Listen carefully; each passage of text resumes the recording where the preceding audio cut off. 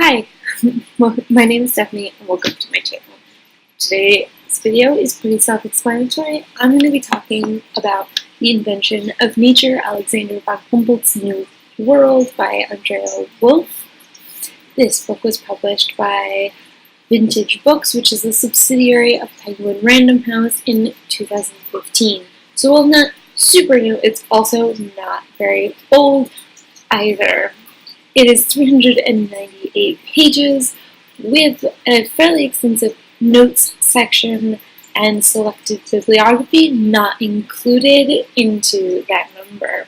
Now the notes section is fairly extensive because there are no page endnotes. There are, however, these nice black and white illustrations scattered throughout the book, and about a third to a quarter of the way there are these really fabulous colored illustrations, and there's a few pages of those, and I really enjoyed them.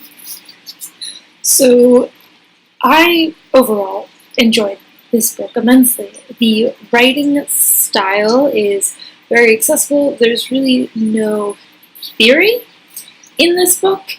I did read it a bit slower because there are quite a number of dates and events, something that I process slower than other information personally. If that doesn't happen for you, it might be a little bit of a faster read because the language she uses is not necessary to have a thesaurus with you or anything of that nature.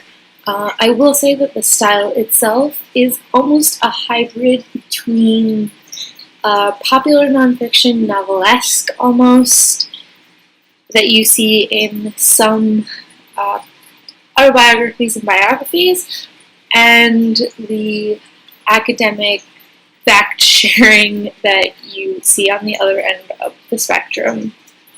This really falls in a balance between those two. I enjoy that writing the most, especially on subjects that you are getting an entire life view on.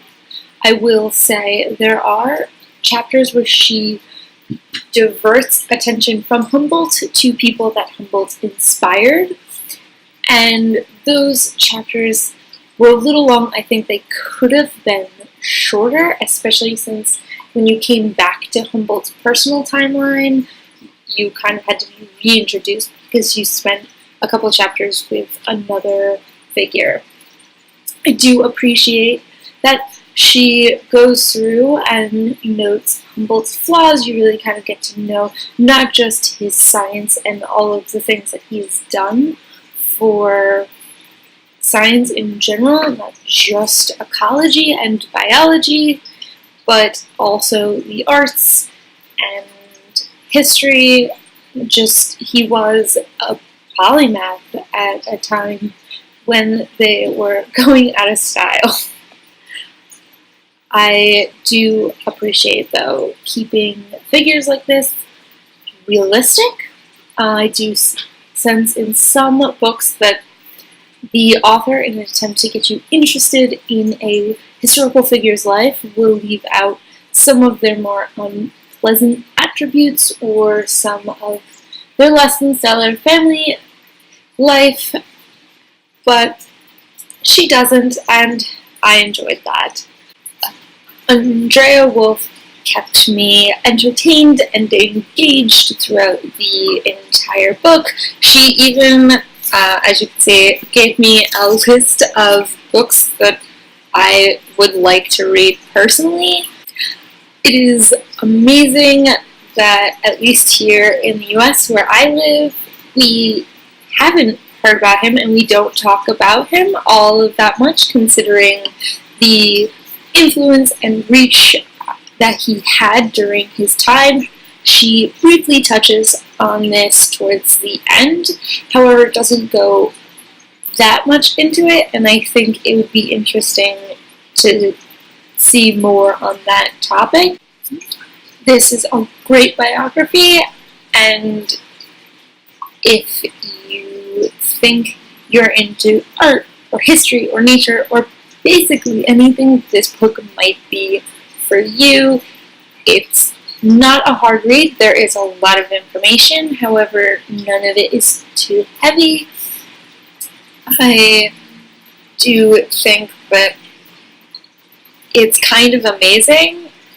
Not really a spoiler, but because it's on the back. He kind of predicted human-associated climate change, which is amazing, but we haven't gotten the point yet. If you've read this, let me know in the comments what you thought, or if you're thinking about reading this. Also, let me know if you have suggestions that you think I would like based on how much I enjoyed this book. And I'll see you in my next video. Bye!